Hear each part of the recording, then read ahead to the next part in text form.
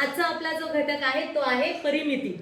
आणि ही परिमिती आपल्याला कशा कशाची बघायची आहे तर त्रिकोण, आयत आणि चौरसाची परिमिती कशी काढायची हे आपल्याला आज शिकायचं आहे.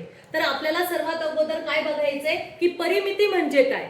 परिमिती म्हणजे काय नेमकं. आपल्याला परिमिती तर काढायची आहे पण नेमकं परिमिती काय असतं हे बघायचं. तर परिमिती काय असते की बंदिस्त आकृती. बंदिस्त आकृती आपण शिकलो ना, ओपन आकृती आणि क्लोज्ड आकृती, बरोबर. बंदिस्त आणि उघडी आकृती जी आहे त्याच्यामध्ये बंदिस्त आकृती जी आहे जी चारही बाजूने बंद असते, सर्व बाजूने बंद असते, त्या आकृतीच्या सर्व बाजूंच्या लांबीची बेरीज. लांबी म्हणजे माहिती आहे ना तुम्हाला, या सर्व आकृतीच्या लांबींची बेरीज. कशाची बेरीज? लांबीची बेरीज. मग त्रिकोणाच्या सर्व बाजूंची बेरीज, चौकोनाच्या सर्व बाजूंची बेरीज, आयताच्या सर्व बाजूंची बेरीज झाली परिमिती. परिमिती म्हणजे काय? त्या आकृतीच्या सर्व बाजूच्या लांबींची बेरीज म्हणजे परिमिती. लक्षात राहील. आता त्रिकोणाची परिमिती म्हणजे काय तर त्रिकोणाची परिमिती म्हणजे त्रिकोणाच्या तिन्ही बाजूच्या लांबींची बेरीज.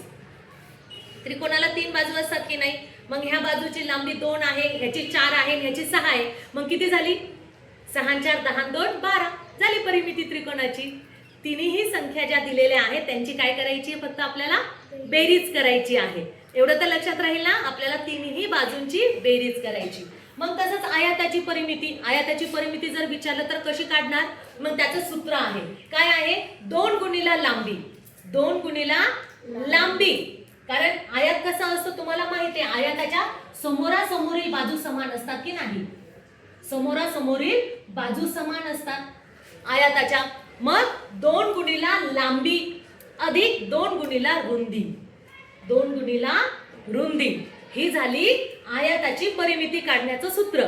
मग जर तुम्हाला आयताची परिमिती विचारलं तर तुम्हाला कोणतं सूत्र लिहावं लागेल? 2 गुणिला लांबी अधिक 2 गुणिला रुंदी. आयत का? कारण आयताच्या समोरासमोरील बाजू समान असतात, म्हणून 2 गुणिला लांबी आणि 2 गुणिला रुंदी हे सूत्र आयताचं. हे सूत्र आयताचं. आता चौरस. चौरसाला 4 बाजू असतात, बरोबर आहे की नाही. मग चौरसाची परिमिती कशी काढणार? 4 बाजूंची लांबी. चौरसाची परिमिती काय आहे? 4 गुणिला बाजूंची लांबी. 4 गुणिला बाजूंची लांबी. का? कारण आयताला किती बाजू असतात? 4 आणि चौरसाला किती बाजू असतात? 4, बरोबर. पण आयताच्या समोरासमोरील बाजू समान असतात. समोरासमोरील बाजू समान असतात म्हणून 2 गुणिला लांबी अधिक 2 गुणिला रुंदी. पण चौरसाच्या काय आहेत? 4 बाजू असतात, मग 4 गुणिला बाजूंची लांबी. आणि जर तुम्हाला बहुभुजाकृतीची परिमिती विचारली म्हणजे 4 पेक्षा जास्त बाजू आहेत, 5 6 7 8 अशा बाजू आहेत, तर त्याची परिमिती कशी काढायची? तर जेवढ्या बाजूंची लांबी दिलेली आहे त्यांच्या सगळ्यांची बेरीज करायची. त्यांच्या सगळ्यांची बेरीज करायची. पण ह्या 2 गोष्टी लक्षात ठेवायच्या, आयताची परिमिती आणि चौरसाची परिमिती. बाकी त्रिकोण आणि बहुभुजाकृती जर आकृती आली तर त्यांच्या सगळ्या बाजूंची लांबी करायची.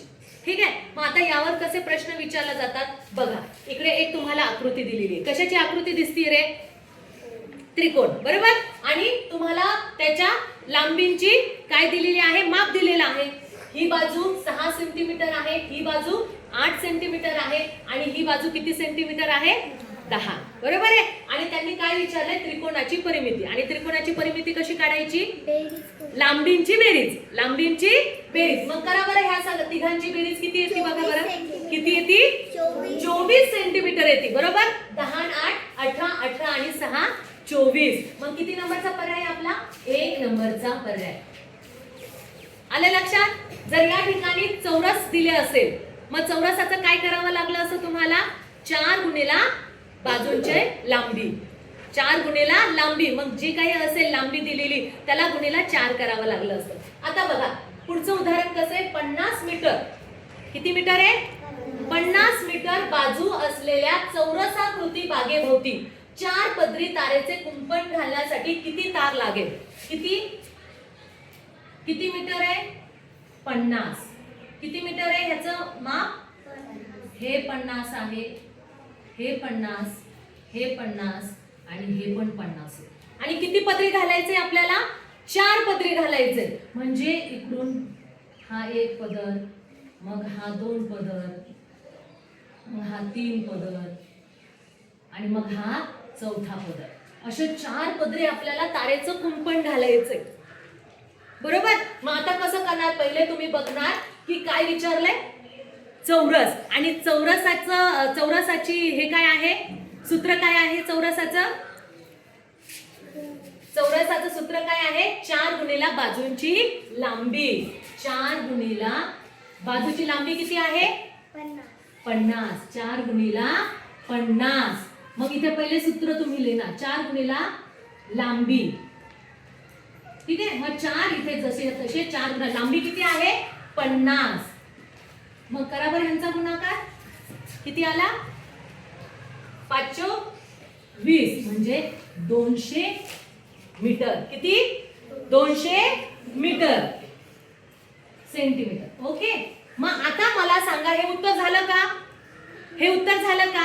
कारण आपल्याला फक्त एकच पदर मिळालाय. आपल्याला काय मिळालाय? एकच पदर. असे किती पदर घालायचे आपल्याला? 4 पदर घालाय. मग एक पदर 200चा, तर 4 पदर कितीचे? यस, अगदी बरोबर.